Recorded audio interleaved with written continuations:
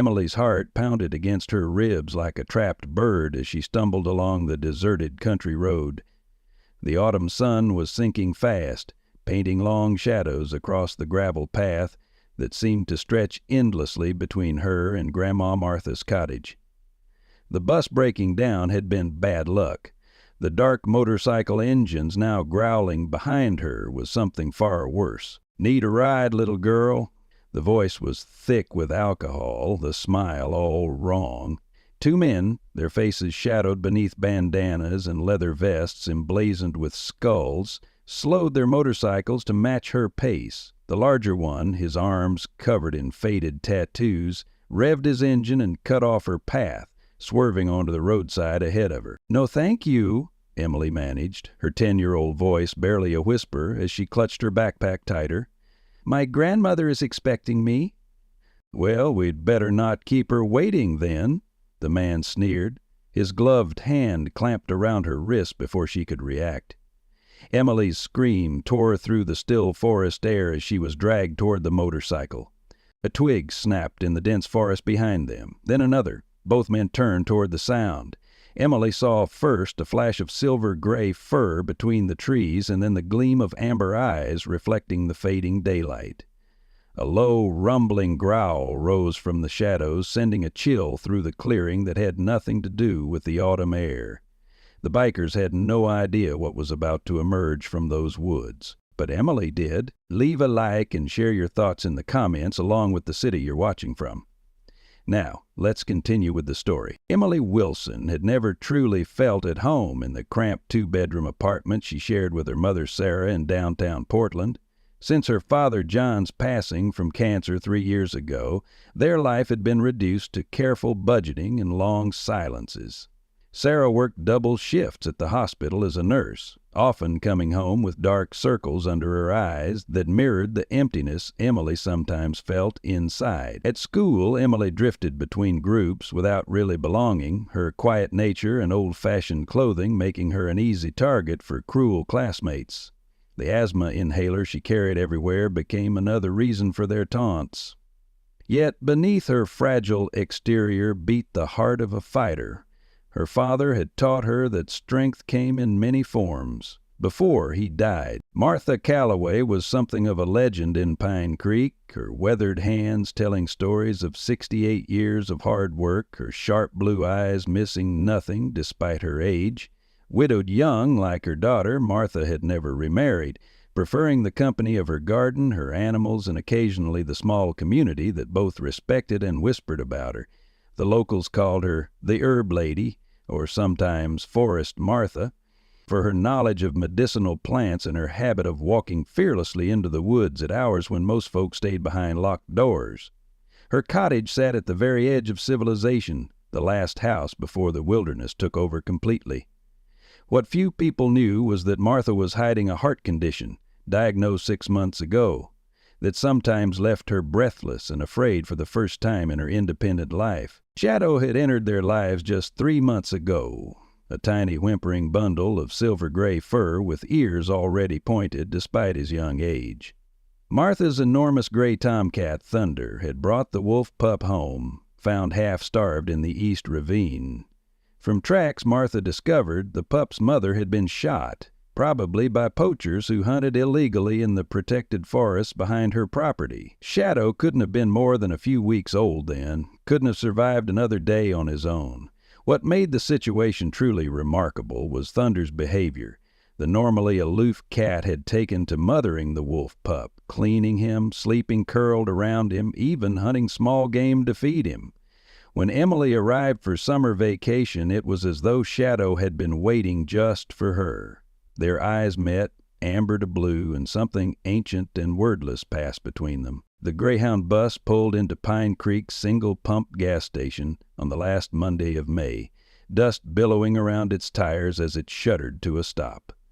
Emily was the only passenger to disembark, clutching her small suitcase with both hands as she scanned the nearly empty parking lot.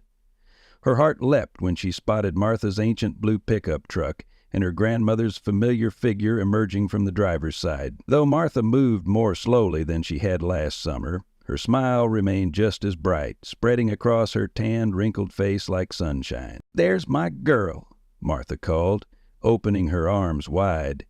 Emily dropped her suitcase and ran, burying her face in her grandmother's soft cardigan that smelled of lavender and woods. For the first time in months, Emily felt the tightness in her chest loosen. "I missed you, Grandma," she whispered, inhaling deeply. "I missed you too, sweet bee," Martha replied, kissing the top of her head. "Come on now, I've got fresh cornbread waiting at home and somebody else who's been watching the road for you." As they drove through town, Martha caught Emily up on local gossip. Mrs. Peterson's hip replacement, the new family that had moved into the old Miller place, and Pastor Robert's ongoing battle with the squirrels in his church attic. Emily half listened, her attention drawn to the passing scenery as buildings gave way to scattered farmhouses and finally to the dense forest that surrounded her grandmother's property. Martha's cottage appeared around the final bend, a whitewashed structure with blue shutters and a wraparound porch overflowing with potted plants. Emily spotted Thunder immediately, his massive form perched regally on the porch railing. But as they pulled into the graveled driveway, she noticed something unusual. A small wooden pen had been constructed beside the garden shed, and Thunder was staring intently at whatever was inside. "Grandma, what's that?" Emily asked, pointing toward the makeshift enclosure. Martha cut the engine, her hands resting on the steering wheel for a moment before she turned to her granddaughter with an expression that mingled excitement and concern. "My dear, this is something rather extraordinary. Come, see, but step quietly now." As they approached the pen, Emily heard soft whimpering sounds. Thunder acknowledged their presence with a flick of his tail, but kept his yellow eyes fixed on the pen's occupant. When Emily peered over the edge of the wooden structure, her breath caught in her throat. Curled on a bed of blankets lay what appeared to be a puppy, but Emily knew immediately this was no dog. Its fur was silver gray with darker markings, its ears already pointed despite its young age, and when it looked up at her with brilliant amber eyes, she felt something electric pass between them. "A wolf," she whispered, awestruck. "But how?" Martha sighed, placing a weathered hand on Emily's shoulder. "Thunder brought him home about 3 weeks ago, found him half-starved in the East Ravine, poor thing. From the tracks I found, his mother had been shot, probably by poachers." Her voice hardened momentarily before softening again. "He couldn't have been more than a few weeks old then, couldn't have survived another day on his own." Thunder chose that moment to jump from his perch, landing gracefully beside the pen. To Emily's amazement, the cat slipped through the slats and approached the wolf pup, who immediately perked up, stubby tail wagging. The massive tomcat began to groom the pup's head with long, deliberate strokes of his tongue. "I've never seen anything like it," Martha continued, wonder evident in her voice. "Thunder's been mothering this little one since the day he brought him home. Hunts for him, cleans him, sleeps curled around him at night.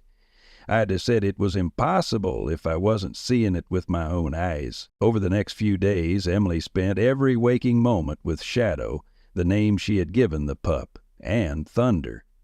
Martha had fashioned a small harness that allowed Emily to take Shadow on supervised walks around the property, always with Thunder following close behind like an attentive guardian. It was during one of these walks, a week into Emily's stay, that they encountered Frank Dawson for the first time. The rumble of motorcycles announced his arrival before the dust cloud from the driveway did.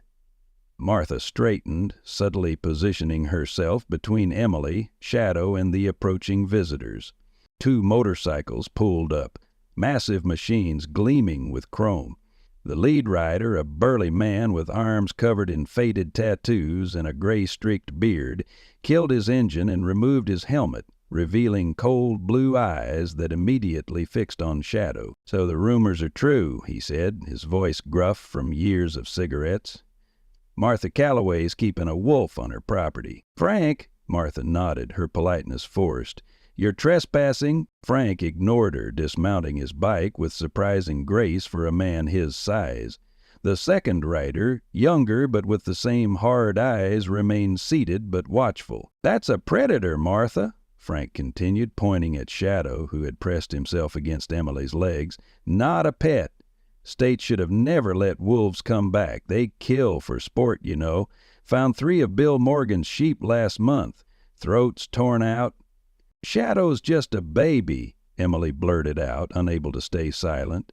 "He wouldn't hurt anyone." Frank's cold gaze shifted to Emily, then back to Martha.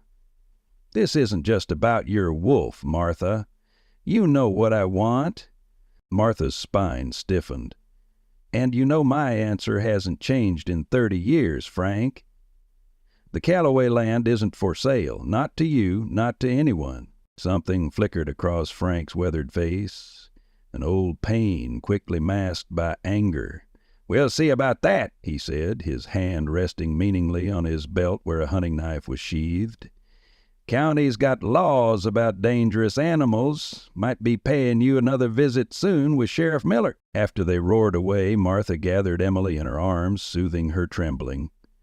"Don't you worry about Frank Dawson," she said, though her own voice wasn't entirely steady. "That man has been trying to get this land since before you were born." "Why does he want your property so badly?" Emily asked, still stroking Shadow's fur to calm him. Martha looked out toward the forest, her eyes distant. "Because Frank's father and my father were brothers. When my father inherited this land instead of his, a hatred was born that's lasted generations. Frank believes this land should have been his family's legacy." "He's your cousin?" Emily asked, shocked. "Half-cousin," Martha corrected. "And there's something else you should know about Frank. 20 years ago, his young son was killed in these woods, attacked by what he believes was a wolf, though no wolves had been documented here for decades before that. His hatred isn't just about land anymore. It's about vengeance." That night, as they sat on the porch watching fireflies emerge, Martha added softly, "Our family has always had a special way with animals, Emily.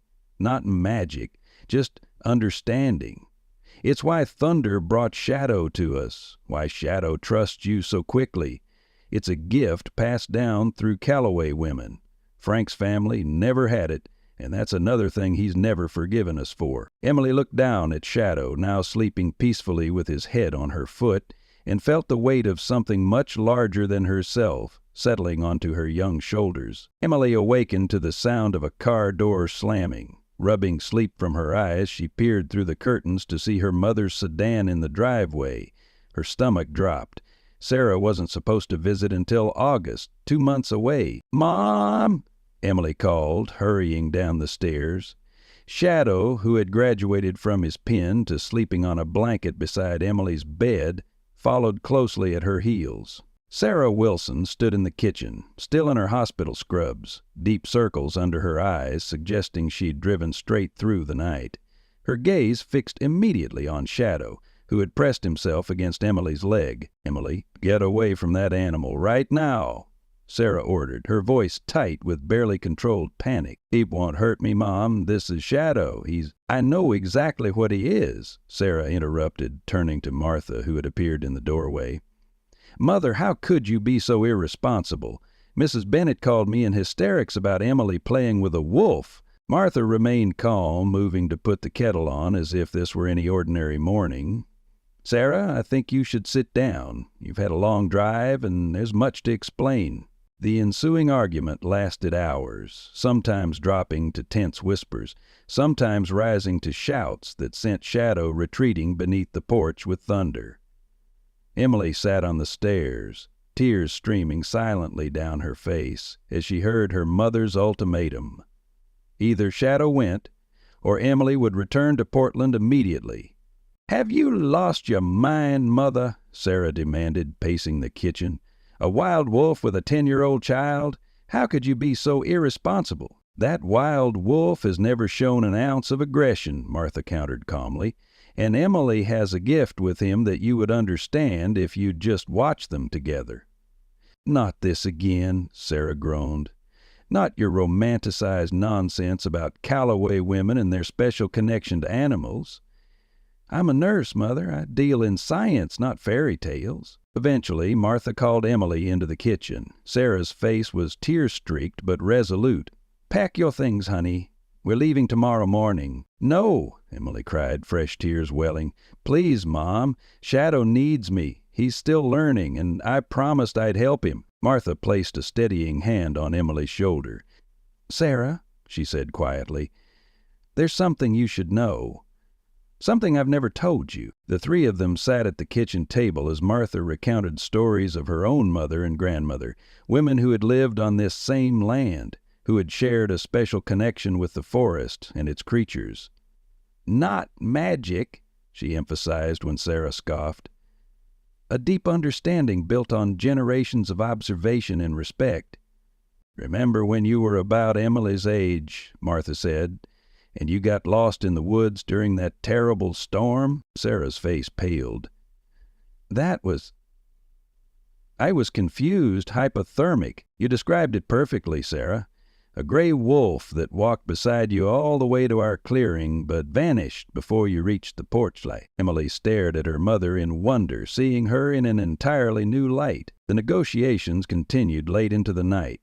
In the end, a compromise was reached. Emily could stay for the remainder of the summer under strict conditions.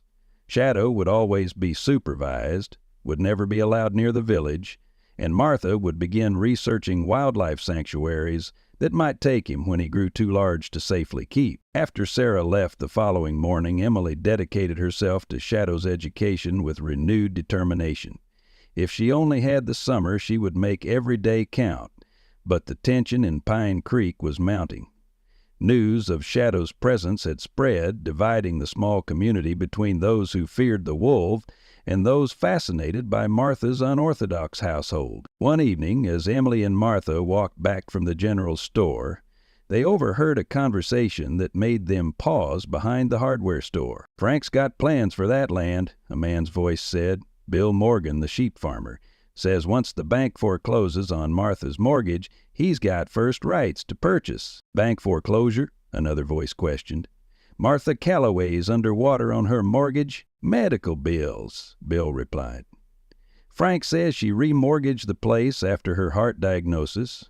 Doc gave her a year, maybe less." Emily's eyes widened in shock as she turned to her grandmother, who stood frozen, color draining from her face. "Grandma," Emily whispered, "is that true? Are you sick?" Martha shook her head, not in denial, but as if to clear it. "Let's go home, child. There are things we need to discuss." That night, Martha confirmed what Emily had overheard. 6 months ago, doctors had diagnosed her with a serious heart condition. The treatments were expensive, forcing her to take a second mortgage on the property. "Frank knows because his wife Betty works at the county records office," Martha explained, her hands wrapped around a mug of tea. "He's been waiting for decades to get his hands on this land." "But why?" Emily asked, fighting back tears at the thought of her grandmother's illness. "Why is this property so important to him?" Martha sighed deeply. "Because Frank doesn't know what I know. This land contains something precious, a protected wildlife corridor established by my great-grandmother. It's legally binding to this day and runs right through the heart of what would be prime development land. More importantly, it's been the traditional denning ground for wolves in this region for centuries." The next morning brought fresh disaster. Emily woke to Martha's cry from the yard.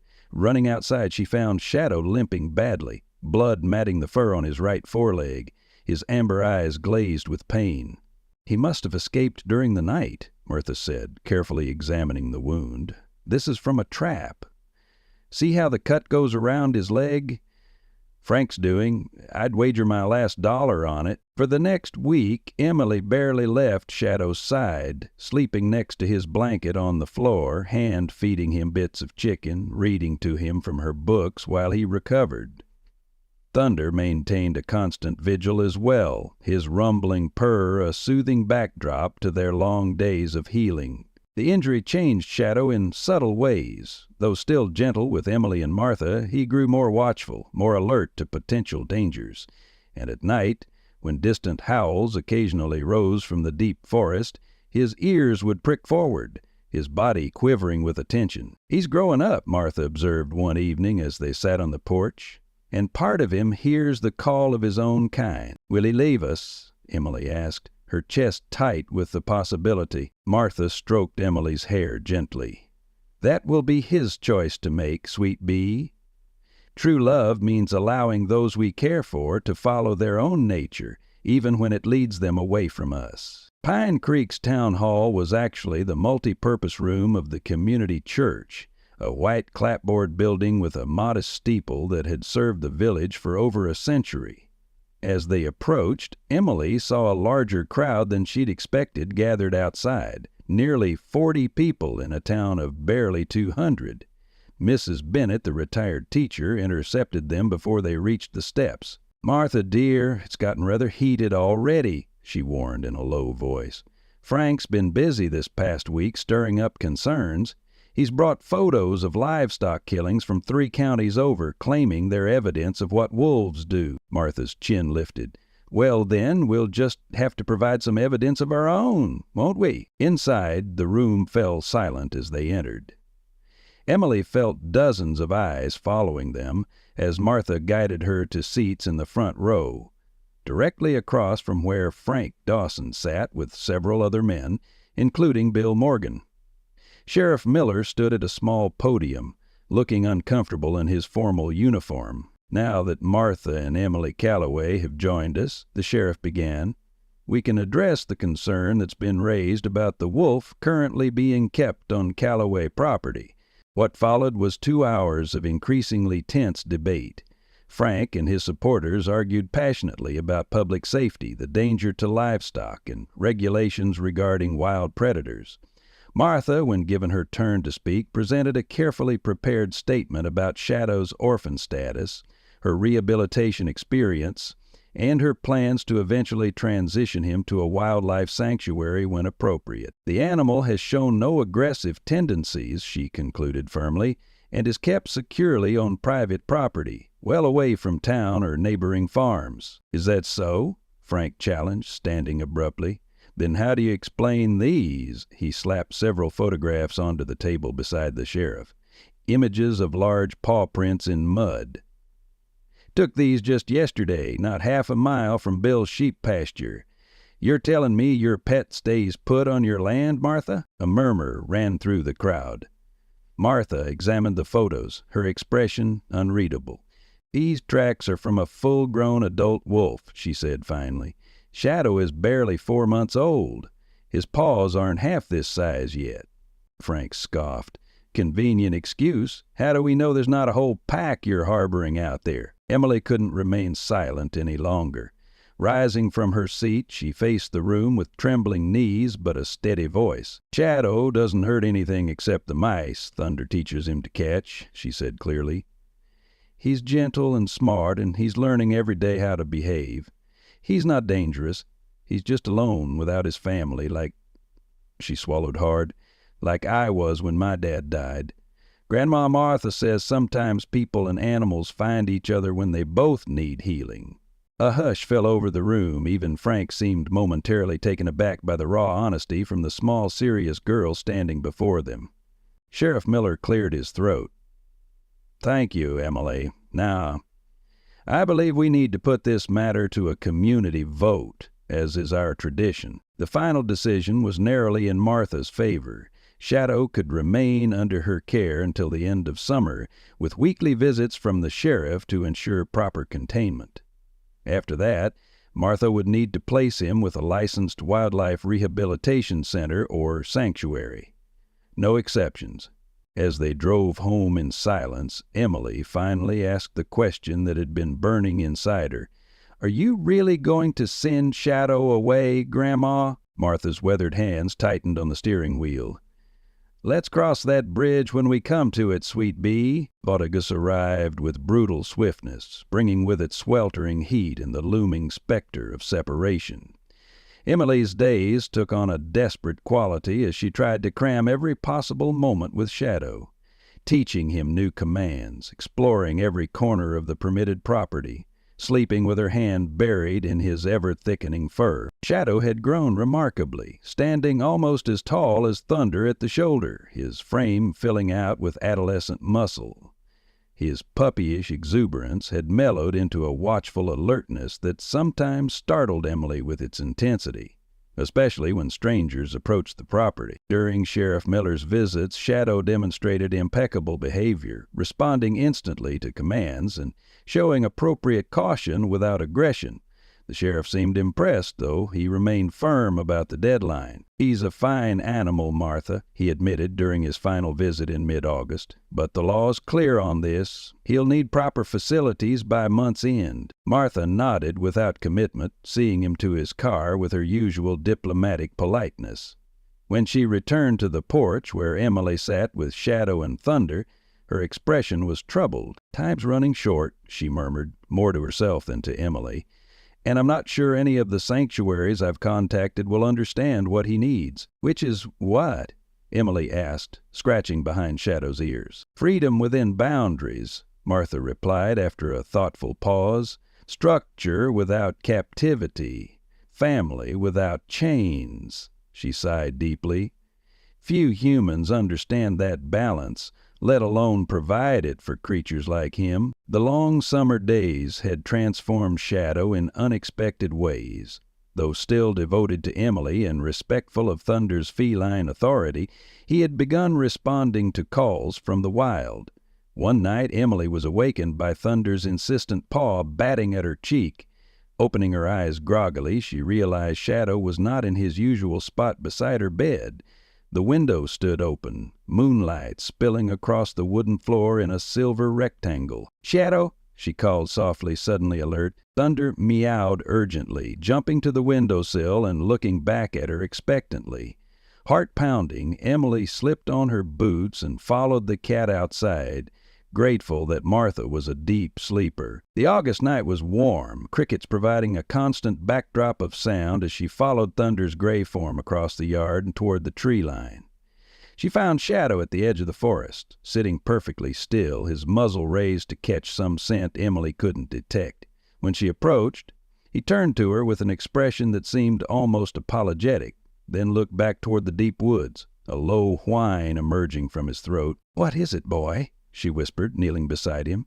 "What do you hear?" The answer came in a distant howl, a long, mournful call that raised goosebumps along Emily's arms. Shadow's ears pricked forward, his body quivering with attention. After a moment's silence, he responded with his own howl, still higher pitched than an adult's, but unmistakably wolf. The exchange continued, call and response across the darkness, while Emily and Thunder sat motionless beside Shadow. Emily felt tears sliding down her cheeks as understanding dawned. A wild pack was passing through, perhaps the same one that had lost Shadow's mother months ago. "Are you going to leave?" she asked brokenly when the distant howling finally ceased. "Is that what you want?" Shadow turned to her, pressing his muzzle gently against her wet cheek. His amber eyes held such intelligence that Emily almost expected him to answer in words. Instead, he simply leaned against her, his warm weight reassuring against her side, while Thunder settled on her other side, completing their small circle. As the summer wound down, Martha's health seemed to deteriorate more rapidly. Emily noticed her grandmother pausing on the stairs to catch her breath, or pressing her hand against her chest when she thought no one was watching. Yet Martha refused to slow down, spending long hours teaching Emily the skills she considered essential: how to identify edible plants, how to read weather changes in the shapes of clouds, how to recognize the distinctive tracks of every creature that passed through their land. Your great-grandmother could tell which individual deer had visited her garden just by the shape of their hooves, Martha said, guiding Emily's fingers along a track Shadow was investigating. She'd say, "That's old Crooked Horn coming to steal my cabbages again," and she'd be right every time. Emily absorbed these stories eagerly, imagining a lineage of women with special connections to the natural world. Sometimes, when she was alone with Shadow in the meadow, she'd close her eyes and try to sense the forest as Martha described, as a living entity with countless voices speaking simultaneously. In rare, perfect moments of stillness, she almost thought she could. One evening, as they sat on the porch swing watching fireflies emerge, Martha taught Emily an old song. one she claimed had been passed down through generations of Callaway women. The melody was haunting, almost like a wolf's howl translated into human voice. As they sang together, Shadow raised his muzzle and joined in with a pitch-perfect howl that made them both laugh. "That's it, little one," Martha encouraged, her voice warm with approval. "Find your voice." Later, as Emily lay in bed listening to the nighttime chorus of crickets and distant owls, she felt Thunder jump onto the mattress by her feet, as he did every night. But this time there was a second, lighter thump as Shadow clambered up after him. Martha had been clear that Shadow was to sleep in his special bed beside the fireplace, but Emily couldn't bring herself to send him away when he curled into a tight ball beside Thunder, both of them watching her with contented eyes. "Good night," she whispered to her unlikely guardians, feeling safer and more at home than she had in years. Just before sleep claimed her, Emily thought she heard her grandmother's soft chuckle from the doorway. When she opened her eyes, there was only darkness and the gentle sound of Thunder's purr mingling with Shadow's quiet breathing. As the final days of August ticked away, Martha became increasingly secretive, making phone calls when Emily was occupied with Shadow, having hushed conversations with Sheriff Miller and Ranger Collins from the State Wildlife Service. Emily tried not to eavesdrop, but fragments reached her ears. Words like documentation, legal precedent, and historical evidence. "What are you planning, Grandma?" Emily finally asked directly, 3 days before she was scheduled to return to Portland. Martha smiled enigmatically. "Just setting things in order, sweet bee.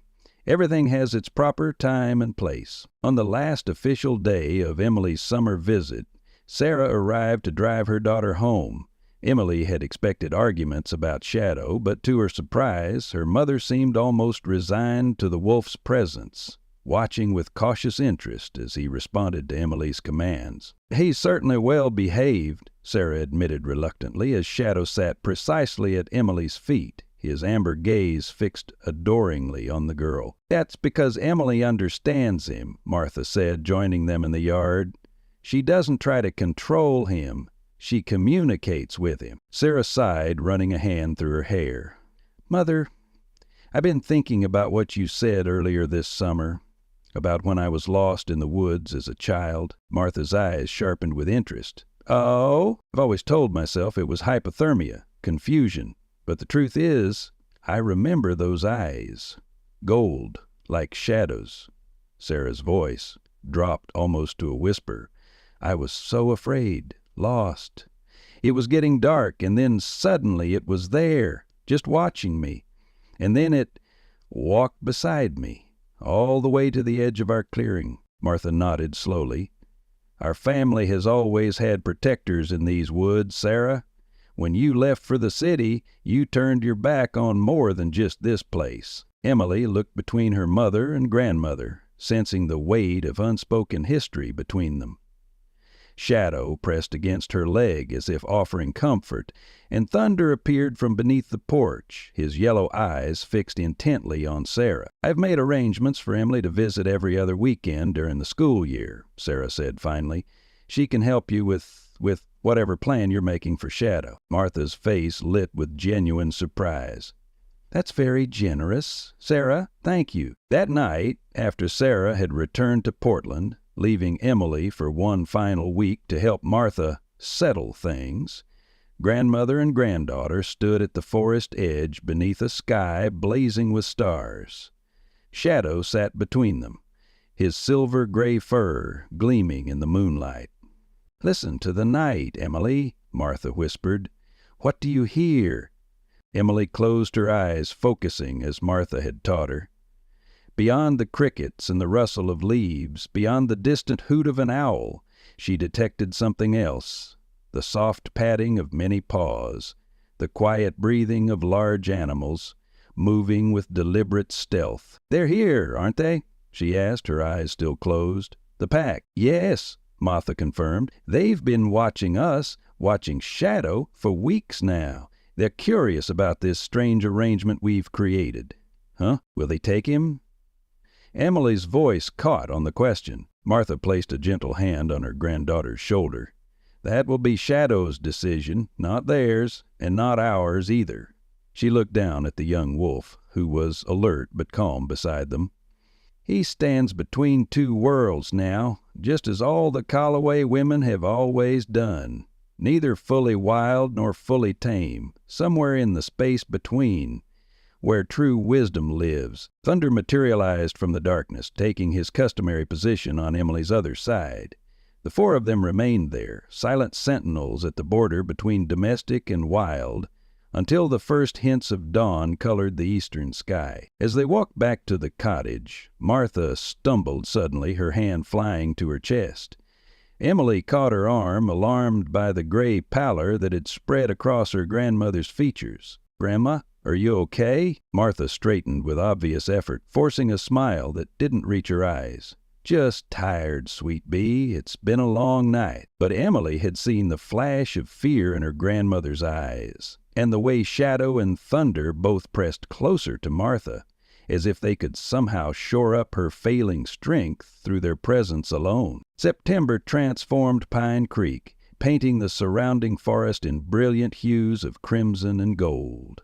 Emily had been back in Portland for nearly 2 weeks, reluctantly settling into 5th grade and the rhythms of city life.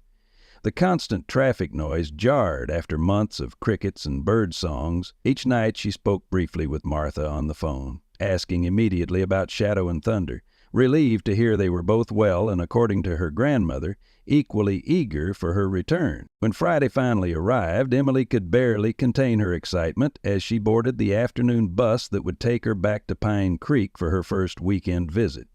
She had packed her small overnight bag with special care, including a new red ball she had bought for Shadow with her allowance money and a package of Thunder's favorite treats. The bus was nearly empty, carrying just a few commuters returning to outlying communities for the weekend. Emily claimed a window seat, watching the urban landscape gradually give way to rolling farmland and then the dense forest that surrounded Pine Creek. The first sign that something was wrong came when the bus driver announced, "Folks, we've got a mechanical issue.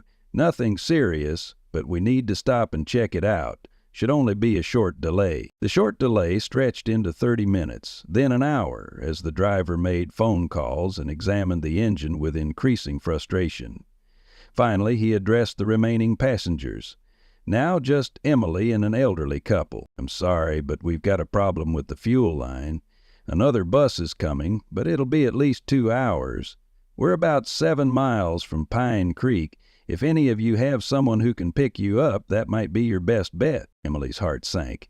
Martha didn't own a cell phone, and the cottage had no landline. Her grandmother's one concession to modern technology was a radio she kept for emergency weather alerts. "I can wait for the replacement bus," she told the driver, trying to keep the disappointment from her voice. The elderly gentleman overheard. "Where in Pine Creek are you headed, young lady?" he asked, kindly. "My grandmother's cottage. Martha Callaway's place on Old Forest Road." The couple exchanged glances. "That's quite a ways out," the woman said, "and it'll be getting dark by the time the next bus arrives." Her husband nodded. "Our son Jeffrey is coming to get us. We could drop you at the depot in town, at least. Martha would likely still be waiting there." Relief flooded through Emily. "That would be wonderful, thank you." 40 minutes later, she was settled in the back seat of Jeffrey's comfortable sedan, listening to the elderly couple, who introduced themselves as the Hendersons, chat with her son about local happenings. The conversation turned inevitably to what seemed to be the town's main topic of discussion. "Did you hear about the latest with Martha Callaway's wolf?" Mrs. Henderson asked. "Sheriff had to go out there again yesterday."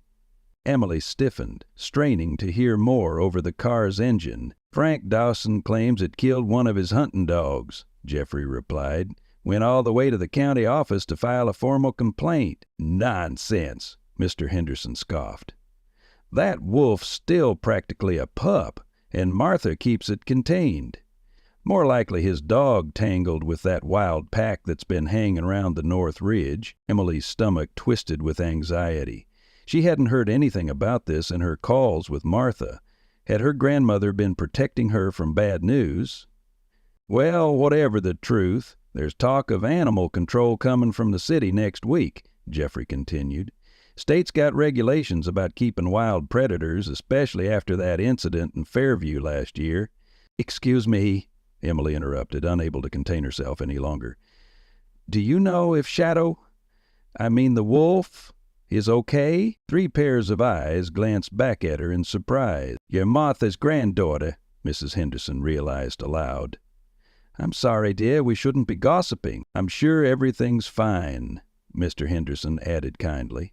Frank Dawson has always had a flair for dramatic storytelling. The conversation shifted to safer topics, but Emily's worry remained, growing stronger as they approached Pine Creek. The sun was already low on the horizon, casting long shadows across the road when they finally reached the small bus depot. Emily was dismayed to find it empty. No sign of Martha or her blue pickup. She must have given up waiting and gone home, Mr. Henderson said. Jeffrey, why don't you take the girl out to Martha's place? It's only a few miles out of her way. Actually, Dad, I need to get Mom home for her medication, Jeffrey replied apologetically. But I can call Sheriff Miller. He'd take her out there, I'm sure. Emily's mind raced. The sheriff's involvement might only complicate matters, especially with the rumors about animal control. That's okay, she said quickly. My grandmother's cottage isn't far. I can walk from here. I've done it lots of times. This wasn't entirely true, but Emily projected confidence. The Hendersons looked doubtful. It'll be dark soon, dear, Mrs. Henderson pointed out. I have a flashlight in my bag, Emily assured them, patting her backpack. And it's a clear night. Grandma will probably drive out looking for me soon anyway, and we'll meet on the road. After further discussion, the Hendersons reluctantly agreed, with Jeffrey insisting on waiting until Emily had started down Old Forest Road before they drove away. She waved cheerfully until they were out of sight, then quickened her pace, wanting to cover as much ground as possible before darkness fell completely. The road to Martha's cottage wound through 3 miles of increasingly dense woodland. During daylight, Emily had always found these woods peaceful and inviting. Now, with shadows deepening around her and her earlier anxiety about shadow still fresh, every rustle in the underbrush made her jump. She switched on her small flashlight, its beam seeming feeble against the gathering darkness. She had walked for perhaps 20 minutes when the distinctive rumble of approaching motorcycles broke the evening quiet. Relief washed over her. Perhaps Martha had asked someone from town to look for her. But as the engines grew louder, Emily felt a chill of recognition. She had heard those particular motorcycles before. Stepping to the side of the narrow road, Emily turned to face the approaching bikes. 2 machines rounded the bend, their headlights blazing through the dusk. Emily squinted against the sudden glare, raising one hand to shield her eyes. The motorcycles slowed as they approached, then stopped entirely, engines idling loudly in the stillness. "Well, look who it is," came a gruff voice as the lead rider removed his helmet. "Martha's city girl, all alone on a dark road." Emily's blood ran cold as she recognized Frank Dawson's weathered face in the dim light spilling from the motorcycle's headlight. Beside him, the second rider removed his helmet, revealing similar features that suggested a family resemblance. "I'm just walking to my grandmother's," Emily said, struggling to keep her voice steady. "She's expecting me." Frank laughed, a harsh sound without humor. "Is she now? Funny, 'cause I just passed the old woman heading into town driving like a bat out of hell. Guess she forgot about you." Emily took a step back. Something was wrong. Martha would never have left for town knowing Emily was arriving unless there was an emergency. "My brother Lyle here was just saying how dangerous these woods can be at night," Frank continued, gesturing to his passenger. "All sorts of predators about. Why don't you hop in the sidecar? We'll give you a ride." "No, thank you," Emily replied automatically, years of stranger danger lectures from her mother flashing through her mind. "I'm fine walking." "Wasn't really asking, girl." Frank's tone hardened as he dismounted, approaching her. "That wolf of your grandmother's killed my best hunting dog yesterday. Figures she owes me something for that." Amelia backed away further, her heart hammering. "Shadow didn't hurt any dogs. He never leaves our property. "You calling me a liar?" Frank advanced toward her, his brother now dismounting as well. "Get on the bike. We're just going to have a little chat with Martha about compensation. You're coming along to make sure she takes me seriously this time." Emily turned and bolted into the woods, abandoning the road for the cover of trees. She heard Frank curse, then the heavy thud of pursuing footsteps. Her small flashlight bounced wildly as she ran, barely illuminating the ground before her. A root caught her foot, sending her sprawling onto the forest floor. Her flashlight flew from her grasp, its beam extinguished as it hit a rock. Winded and disoriented, Emily scrambled to her feet, no longer certain which direction led to Martha's cottage or back to the road. The forest had gone ominously silent, even the evening birds hushed by the commotion. She could hear Frank and his brother crashing through the underbrush behind her, their flashlights sweeping across tree trunks. "No point running, girl," Frank's voice echoed between the trees. "You'll just get yourself more lost." Emily pressed herself against the broad trunk of an ancient oak, trying to quiet her ragged breathing. The brothers' lights drew closer, illuminating patches of ground just yards from her hiding place. Tears of fear stung her eyes as she realized she had no hope of outrunning two grown men in unfamiliar darkness. Just as Frank's flashlight beam swept toward her position, a low, rumbling growl emerged from the shadows to her right. Every hair on Emily's arm stood on end as she recognized that sound. Not Shadow's adolescent growl, but something deeper, more primeval. The beam of Frank's flashlight jerked toward the noise, revealing nothing but dense underbrush. "What the hell was that?" Lyle's voice had risen an octave. Another growl, this time from the opposite direction. Frank swung his light wildly, his confident demeanor evaporating. "Probably just a raccoon," he muttered, but his voice betrayed his uncertainty. A streak of silver grass suddenly crossed the narrow space between trees, too large for a raccoon, too swift for a deer. Emily's heart leapt as she caught a glimpse of a familiar form. Thunder, his yellow eyes reflecting the flashlight's beam for an instant before he vanished again into the darkness. "Jesus!" Lyle yelped. "Did you see the size of that cat?" Before Frank could respond, a chorus of growls erupted from multiple directions, surrounding them in a circle of unseen threats. Emily held her breath, pressing deeper into the shadows as heavy footfalls approached from behind her. A warm presence brushed against her leg, and she bit back a cry of surprise. Shadow stood beside her, nearly unrecognizable in the dim forest light. In the 2 weeks since she'd last seen him, he seemed to have grown again, his shoulders now reaching her waist, his amber eyes fixed intently on the men with their flashlights, his lips pulled back in a silent snarl revealing teeth that gleamed white in the darkness. "Shadow," she whispered, relief flooding through her. The young wolf pressed closer, positioning his body protectively in front of hers. A sudden bone-chilling howl split the night air, not from Shadow, but from somewhere deeper in the forest. It was answered immediately by another howl, then another, creating a spine-tingling harmony that seemed to come from all directions at once. "Wolves?" Frank hissed, genuine fear evident in his voice. "The whole damn pack," Lyle urged, already backing toward the road. "Let's get out of here." "Not without the girl," Frank insisted, though his earlier bravado had vanished. "Martha needs to be taught a lesson about her precious wolf." He raised his flashlight higher, its beam finally falling on Emily's hiding place, and on Shadow standing guard before her with hackles raised and teeth bared in silent warning. "There she is," Frank shouted, "and that killer mutt with her." He lunged forward, reaching for Emily's arm. Shadow's warning growl erupted into a savage snarl as he sprang forward, intercepting Frank's movement with shocking speed. The man recoiled, stumbling backward as Shadow snapped at his outstretched hand, missing by mere inches. "Frank, let's go!" Lyle was shouting, already running for the road. "The whole pack's coming." Indeed, the howls were growing closer, and Emily could now distinguish movement in the forest around them. Flashes of fur between trees, the gleam of eyes reflecting the flashlight beams.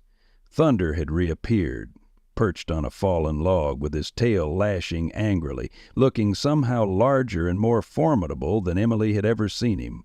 Frank hesitated only a moment longer before self-preservation won out. "This isn't over!" he spat in Emily's direction before turning to flee. The brothers crashed back through the underbrush toward the road, their retreat punctuated by curses and the frantic swinging of their flashlights. Emily heard motorcycle engines roar to life and tires spinning on gravel as they accelerated away. Only when the sound of the motorcycles had faded completely did Shadow relax his defensive posture, turning to Emily with a soft whine of concern. She fell to her knees, wrapping her arms around his neck as the terror of the past minutes finally caught up with her. "You saved me," she whispered, burying her face in his fur. "You found me." Thunder approached, rubbing against her side with unexpected gentleness.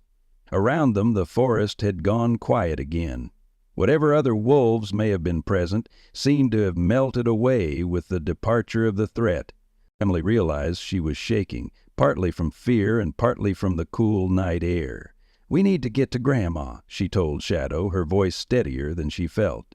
"Can you take me home?" As if he understood perfectly, Shadow turned in the direction Emily now recognized as leading toward Martha's cottage.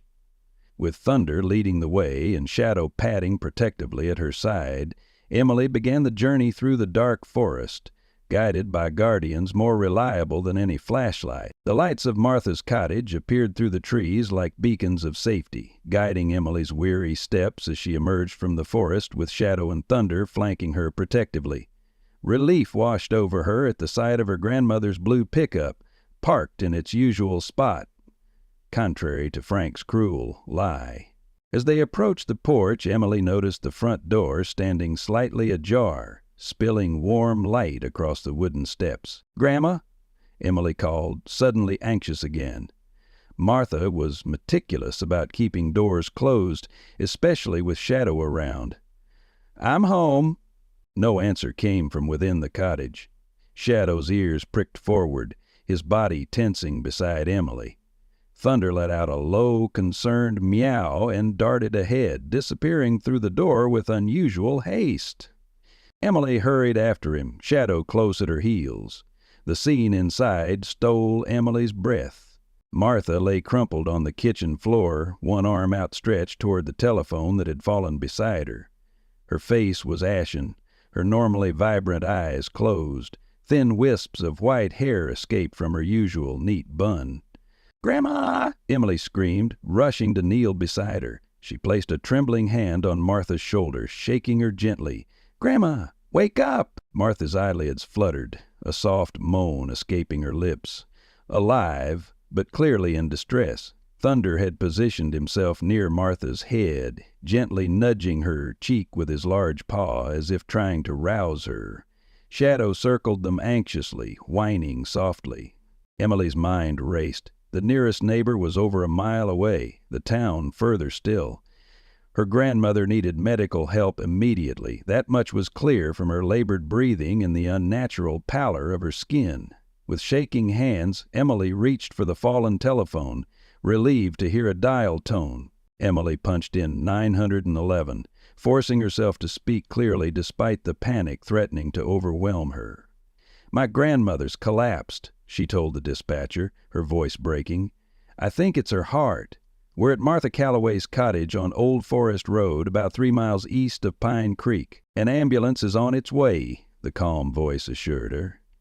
"Is your grandmother conscious? Is she breathing?" Emily relayed information as instructed, following the dispatcher's guidance to make Martha as comfortable as possible while they waited. She placed a pillow beneath her grandmother's head, covered her with a blanket from the living room, and, most difficult of all, tried to keep her own rising terror at bay. "Help is coming," she whispered, holding Martha's cool hand between her own. "Just stay with me, Grandma, please." Martha's eyes opened briefly, unfocused at first, then settling on Emily's face. "Shot," she murmured, her voice barely audible. "You're safe." "I'm fine, Grandma. Shadow and Thunder found me." A ghost of a smile touched Martha's pale lips. "Course they did." Her gaze shifted to the animals, who had positioned themselves as sentinels on either side of her. "Good guardians." She tried to say more, but her words dissolved into a grimace of pain. Emily fought back tears, maintaining her reassuring smile through sheer force of will. Thunder pressed closer to Martha's side, his deep purr resonating in the quiet room, while Shadow maintained a watchful position near the door, as if anticipating the arrival of help. The wail of approaching sirens finally broke the terrible vigil. Shadow's ears flattened at the unfamiliar sound, a low growl building in his throat. "It's okay," Emily assured him hastily. "They're coming to help Grandma." Remembering Martha's strict instructions about Shadow remaining hidden from strangers, Emily reluctantly directed both animals to the back bedroom. "Stay here," she commanded firmly, looking directly into Shadow's intelligent eyes. "Please. I need you to stay hidden until they're gone." Shadow seemed to understand the gravity of the situation. He settled onto the bedroom floor, though his posture remained alert, ready to spring into action if needed. Thunder positioned himself on the windowsill, yellow eyes fixed on the driveway where flashing lights now illuminated the night. The next hour passed in a blur of paramedics, equipment, and terse medical terminology that Emily only partly understood. They worked efficiently, attaching monitors to Martha, administering oxygen, and eventually transferring her to a stretcher. Her grandmother remained mostly unresponsive throughout, only occasionally squeezing Emily's hand when the pain seemed to intensify. "We need to get her to County Memorial right away," the lead paramedic told Emily as they prepared to move Martha to the ambulance. "Are you alone here, sweetheart? Is there someone we can call for you?" Emily thought of her mother in Portland, hours away. "My mom," she said, her voice small. "She's in Portland. I can get her number."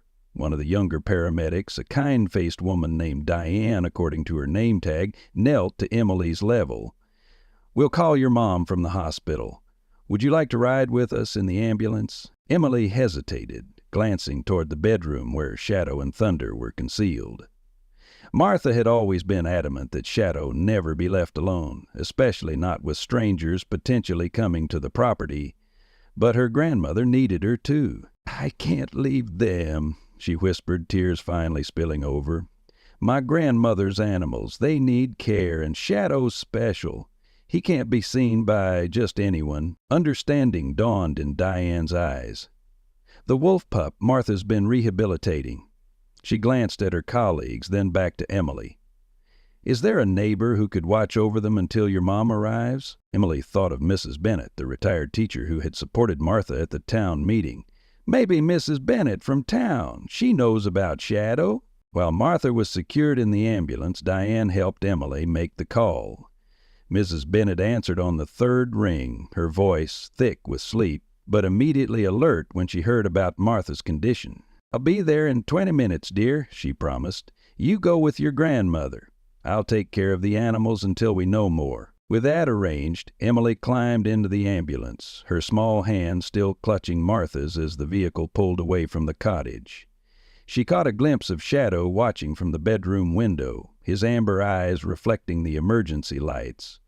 Thunder, a silver shadow beside him. The hospital waiting room was a sterile purgatory of uncomfortable chairs and fluorescent lighting. Emily sat hunched and small, Mrs. Bennett's cardigan draped around her shoulders, as doctors worked behind closed doors to stabilize her grandmother. The elderly teacher had arrived at the hospital shortly after them, having arranged for her husband to stay at Martha's cottage with the animals. "Shadow wouldn't let Mr. Bennett near him," she reported quietly to Emily. "But he's staying put in the house, and your Thunder is keeping him company. They seem to be waiting for news, just like we are." Hours crawled by. Emily's mother had been notified and was driving through the night to reach them. Dawn was breaking, pale light filtering through the waiting room blinds, when the doctor finally emerged, his face grave. "Your grandmother has suffered a significant heart attack," he explained gently to Emily, with Mrs. Bennett's supportive arm around her shoulders. "We've stabilized her condition, but she's very weak. The next 24 hours will be critical." Emily was finally permitted a brief visit to the ICU. Martha lay pale and diminished among a tangle of tubes and monitors, the steady beep of machines the only indication of life.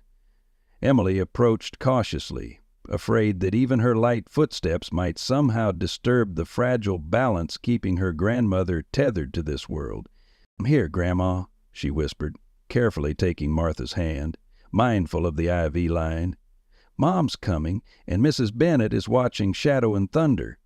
Everything's okay. You just need to get better." Martha's eyes remained closed, her breathing shallow beneath the oxygen mask. Outside the window, rain began to fall, drops streaking across the glass like tears. Emily pressed her forehead gently against her grandmother's hand, and finally allowed herself to cry. For the fear she'd experienced in the forest, for her grandmother's suffering, and for Shadow, who had saved her, but whom she now feared she might lose if Martha... Back at the cottage, Mr. Bennett reported later, Shadow had begun to howl, a mournful sound that carried across the valley and sent chills through all who heard it, as if the young wolf somehow knew that the woman who had given him a home was fighting for her life miles away. 3 days passed in a haze of hospital corridors, whispered consultations, and the steady mechanical rhythm of Martha's life support systems. Emily's mother, Sarah, arrived exhausted from her overnight drive, her face etched with worry lines that deepened each time she looked at her daughter. They took turns at Martha's bedside, Sarah insisting that Emily return to the cottage each night to sleep while she maintained the hospital vigil. "The animals need you, too," she'd said gently on that first evening, surprising Emily with her understanding. "And you need rest." In a familiar place, during the day, Emily sat beside her grandmother reading aloud from Martha's favorite poetry collection, or simply talking about Shadow and Thunder, hoping some part of Martha could hear and draw comfort from her words. The doctors remained cautiously optimistic, noting improvements in Martha's vital signs, though she had yet to regain consciousness. It was during the quiet hours of the 4th night that Sheriff Miller came to the hospital. Emily had been dozing in the chair beside Martha's bed when his gentle knock on the door frame startled her awake. "How's she doing?" he asked softly, removing his hat as he entered the room. "A little better today," Emily replied. "The doctor said her heart's getting stronger." The sheriff nodded, then cleared his throat awkwardly. "Emily, there's something I need to tell you, something I probably should have told Martha years ago." There was something in his expression that made Emily sit up straighter. "What is it?" Sheriff Miller pulled a chair close to Emily's and sat down, his weathered face troubled. "It's about Frank Dawson. I've known him nearly all my life. And there's something you should know." Emily waited, her heartbeat quickening. "Frank and Martha are half-siblings," the sheriff said quietly. "Same father, different mothers. Their father, old Joseph Calloway, was not a good man. He had a second family on the side. Frank's mother, when Joseph died, he left everything to Martha's mother and nothing to Frank's. It created a hatred in Frank that's lasted 50 years. Emily stared at him in shock. "Frank is Grandma's brother?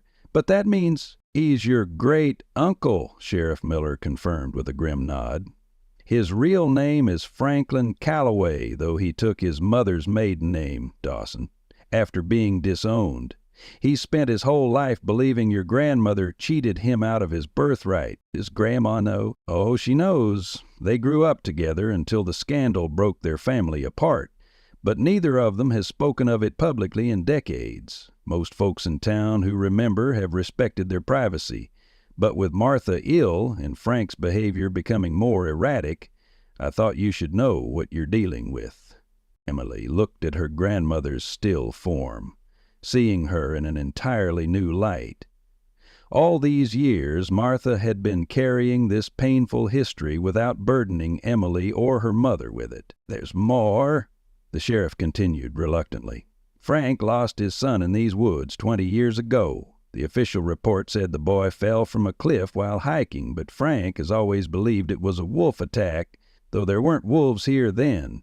He's transferred that grief into a hatred of wolves, and of your grandmother, who he believes protected the animals over his boy." As Emily absorbed this shocking revelation, Martha's monitors suddenly began beeping rapidly.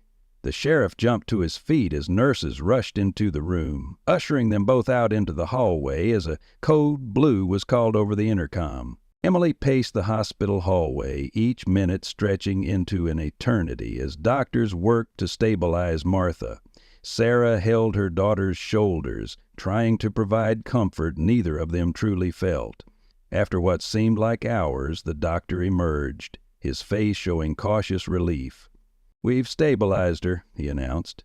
"It was close, but she's fighting hard." When they were finally allowed back into the room, Emily was shocked by how small and fragile her grandmother looked amid the additional machines now monitoring her condition. Sarah stepped out to speak with the doctor, leaving Emily alone with Martha. To Emily's surprise, Martha's eyes fluttered open, focusing with unexpected clarity. "Grandma," Emily whispered, moving closer. "Shadow," Martha murmured, her voice barely audible. "You need to know about Shadow." "He's fine, Grandma," Emily assured her. "Mrs. Bennett is taking care of him." Martha shook her head slightly, wincing at the effort. "Not what I mean. Shadow isn't pure wolf." Emily frowned, confused. "What do you mean?" "His mother," Martha continued, each word seeming to cost her precious energy, "was a wolf-dog hybrid. That's why he adapts so well to humans, why he understands so much. Thunder knew, brought him to us, because Shadow needs both worlds." This revelation stunned Emily. She had always assumed Shadow was a purebred wolf, which explained all the legal complications with keeping him. "But if he was part dog, are you sure?" she asked. Martha nodded faintly. "Found his mother's body. Collar marks, scarred from years of chaining. She escaped captivity, lived wild, had her pups in freedom. Shadow has the best of both worlds in him, neither fully wild nor fully domestic." Emily's mind raced with implications. This explains so much. Shadow's unusual intelligence, his ability to understand complex commands, his comfort around humans while maintaining wild instincts. He was truly a creature of two worlds. "The sanctuary papers," Martha whispered. "Filing cabinet, bottom drawer, everything you need." Her strength failing, Martha drifted back to sleep, leaving Emily with this new understanding of their unusual companion. When Sarah returned, Emily shared what she had learned. "A wolf-dog hybrid," Sarah repeated thoughtfully. "That changes things legally, doesn't it?" Before Emily could respond, the hospital room door opened again. To their shock, Frank Dawson stood there, though he looked nothing like the threatening figure from the forest. His face was haggard, his eyes red-rimmed, as if he hadn't slept in days. "How is she?" he asked gruffly, remaining in the doorway as if uncertain of his welcome. Sarah moved protectively between Frank and Martha's bed. "Why are you here?" Frank's weathered face contorted briefly with something that might have been grief. "She's my sister," he said simply. Emily studied the man who had terrified her just days before, trying to reconcile him with this vulnerable figure. Sheriff Miller appeared behind Frank, placing a hand on his shoulder. "Frank turned himself in this morning," the sheriff explained quietly. "Confessed to poaching, illegal trapping, and," he glanced at Emily, "the incident on the road. He's looking at serious charges, but he wanted to see Martha first." Frank stepped hesitantly into the room, his eyes fixed on Martha's still form. "All these years," he murmured, more to himself than to them. "So much wasted time." "Sheriff Miller told me your grandma's half-brother," Emily said, finding courage to address him directly. Frank nodded, not looking at her. "Joseph Calloway's dirty little secret. That's what I was. My mother was the housekeeper. Martha's mother knew. She made sure everyone in town knew when my father died. Made sure I got nothing." "That's not true," came a weak voice from the bed. Martha's eyes were open again, focused on her brother. "It was Father who cut you out, Frank, not Mother. She tried to make it right. Gave you the north parcel." Frank's head jerked up. "She gave me swampland while you got the ridge and the old-growth forests. She gave you what Father left her to give, Martha countered, her voice strengthening slightly. She had no legal right to the rest. Check the county records, Frank. I have, many times. Emily watched this exchange in fascination, decades of bitterness unfolding before her. Sarah stepped closer to the bed, her nurse's training clearly making her concerned about Martha's increasing agitation. "It's enough," she said firmly. "My mother needs rest." But Martha reached out a trembling hand toward Frank. "Tell her," she insisted. "Tell Sarah what really happened that day in the forest." Frank paled, taking an involuntary step back. "Martha, don't." "She deserves to know. They both do." Sarah looked between Martha and Frank, confusion evident on her face. "Know what? What are you talking about?" Frank's shoulders sagged, the fight seeming to drain out of him. "It was me," he admitted hoarsely. "The day you got lost in the storm, Sarah. I found you." Sarah stared at him in disbelief. "That's not possible. There was a wolf." "There was no wolf," Frank interrupted. "Just a scared man in a gray coat who found his niece hypothermic and confused. I led you home, but when we reached the edge of Martha's clearing, you were hallucinating from the cold. You started screaming about a wolf. I ran. Never told anyone I was there." Emily watched her mother's face transform as this long-buried truth came to light. "You saved me?" Sarah whispered. Frank looked away, clearly uncomfortable with gratitude. "Martha is the only family I had left, even if we weren't speaking. That made you family too. But all these years, the hatred, the threats." Sarah struggled to reconcile this revelation with Frank's decades of hostility. "When Martha started taking in injured wildlife, protecting wolves especially, it felt like another betrayal," Frank explained bitterly. "My boy died in those woods. Nothing Martha says will convince me it wasn't a wolf that spooked his horse, sent him over that cliff, and then she dedicates her life to protecting the very creatures that took my son." "I never knew about Tommy's death until after the funeral," Martha said softly. "You shut me out, Frank. Wouldn't let me help you grieve." The tension in the room was palpable, decades of family pain condensed into this single moment. Sheriff Miller cleared his throat, breaking the spell. "Frank, we need to go. The county prosecutor's waiting to take your statement." Frank nodded, but before turning to leave, he looked back at Martha. "I'm sorry about your wolf dog," he said stiffly. "I didn't set that trap for him. It was for the coyotes getting into Henderson's chickens." "Wait," Emily said, suddenly realizing the implications of Frank's earlier confession. "If you've turned yourself in, what happens to Lyle?" A shadow passed across Frank's face. "Lyle's gone. Left town last night after I told him I was coming clean. He was always the hothead, wanting to scare you to get at Martha. I should never have gone along with it." As Frank was led away by the sheriff, the hospital room fell silent. 3 generations of Callaway women looked at each other, each processing the revelations in their own way. "All these years," Sarah finally said, shaking her head in wonder. "I've been afraid of wolves because of a trauma that never actually involved wolves. And Frank has hated them for a death they may not have caused," Martha added weakly. "Fear and hatred built on stories we tell ourselves." The next morning brought more surprising news. Ranger Collins from the State Wildlife Service arrived at the hospital, clutching a file folder and looking unusually excited. "Martha, you won't believe this," she said, barely taking time for greetings. "After analyzing the tracks we've been monitoring around your property, we've confirmed something extraordinary.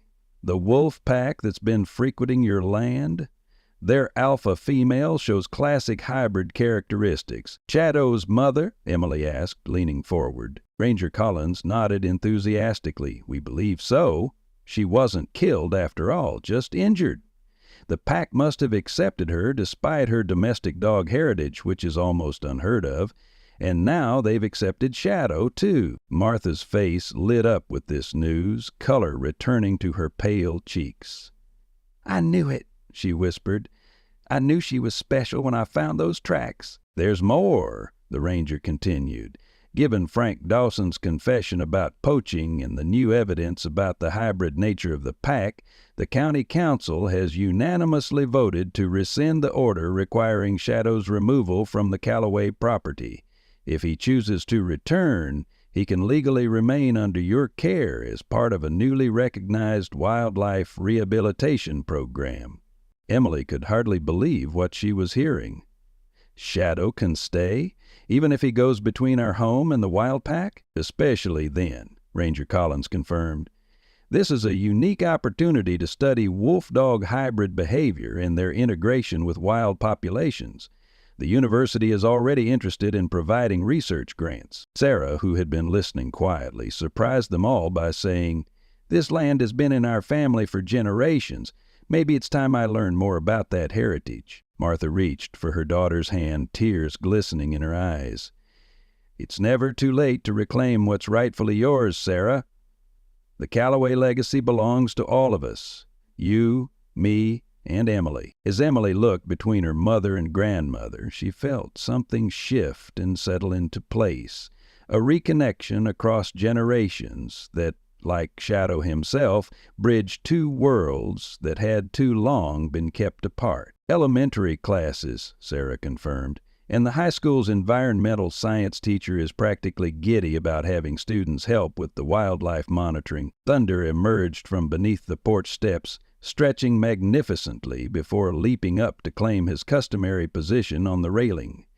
His yellow eyes surveyed their domain with typical feline superiority, though Emily had noticed him making frequent trips to the forest edge since Shadow's departure, as if checking for his unlikely friend's return. "Do you think he'll ever come back?" Emily asked, not needing to specify who she meant. Martha stroked Thunder's massive head thoughtfully.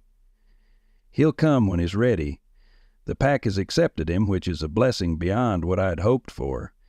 But the bond he formed with you isn't easily broken, Emily.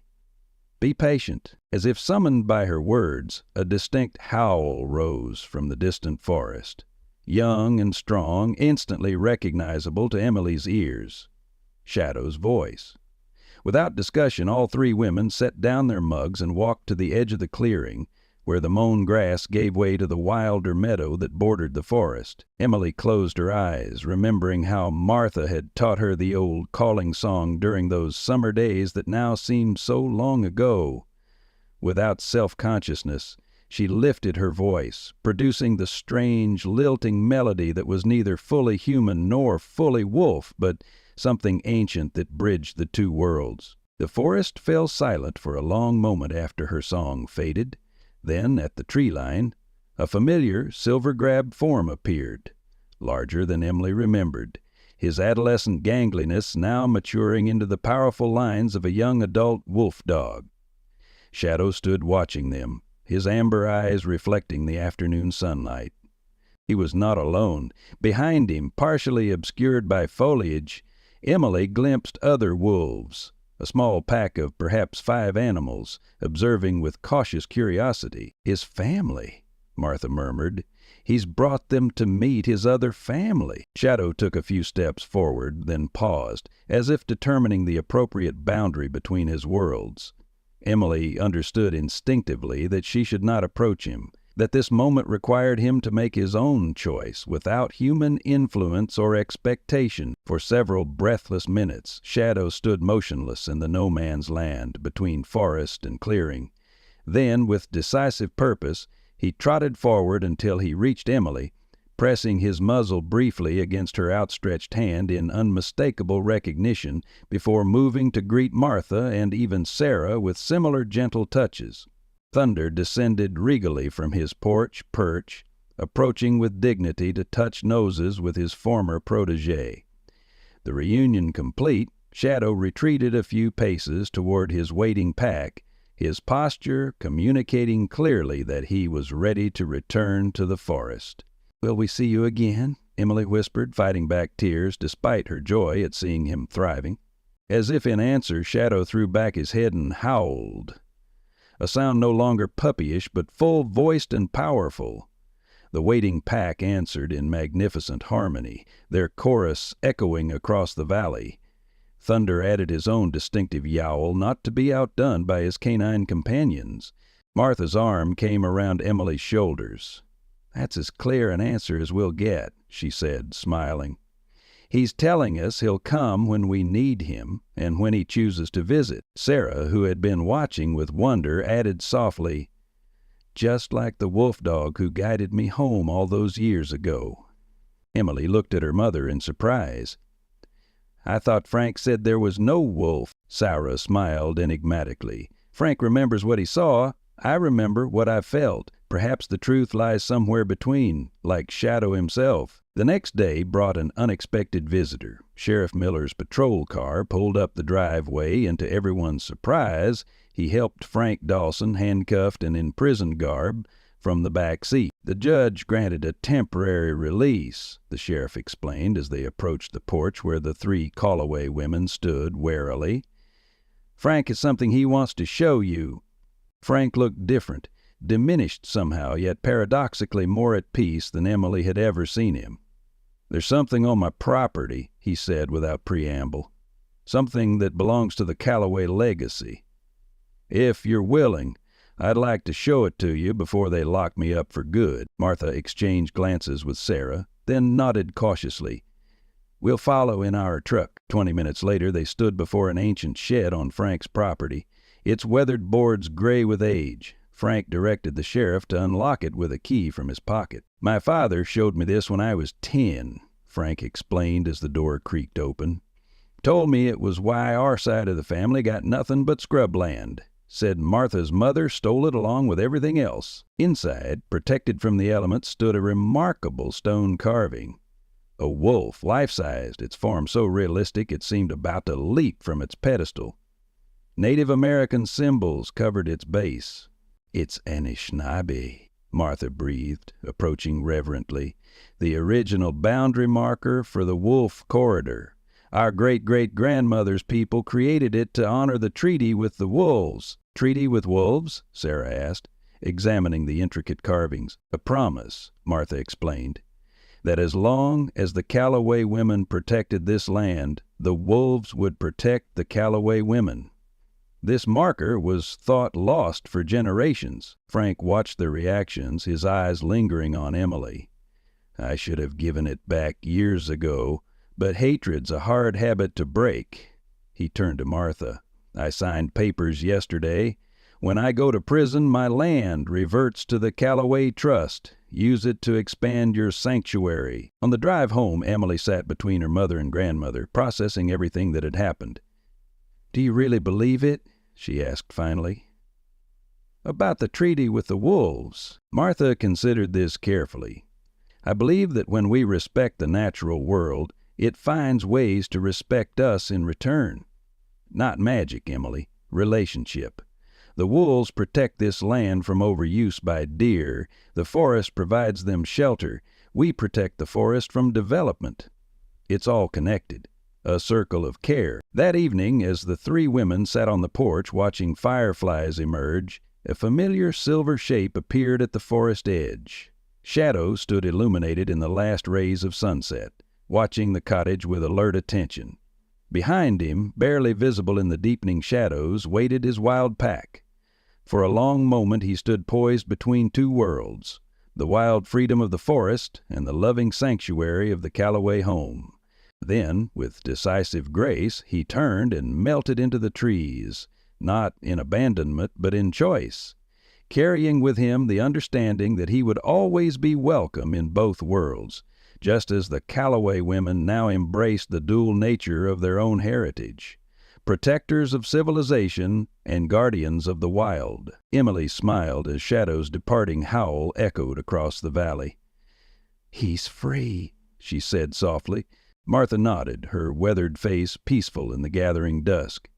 "And so, at last, are we. In a world that often rushes forward too quickly, Bikers' attack a little girl in the Taiga reminds us of the wisdom carried in our family legacies. Martha, Sarah, and Emily show us that the connections between generations aren't just in our DNA. They're in the stories we share, the land we protect, and the understanding that passes silently from grandparent to parent to child. Like Shadow, who found his place between two worlds, many of us stand at the crossroads of tradition and change. We wonder if our children will remember the values we hold dear, if they'll protect what we've worked to preserve. This story tells us that yes, they will. Perhaps not exactly as we planned, but with the same heart. Martha's strength wasn't in her physical power, but in her unwavering commitment to her family's heritage. In her wisdom, we see that true guardianship isn't about control, it's about trust, guidance, and knowing when to let go while maintaining the bonds that truly matter. Like the Calloway women, we too can heal old wounds and create sanctuaries of understanding that span generations. I hope you enjoyed today's story. Subscribe to the channel so you don't miss more stories like this. Leave a like and comment below what you thought of the story. See you in the next video.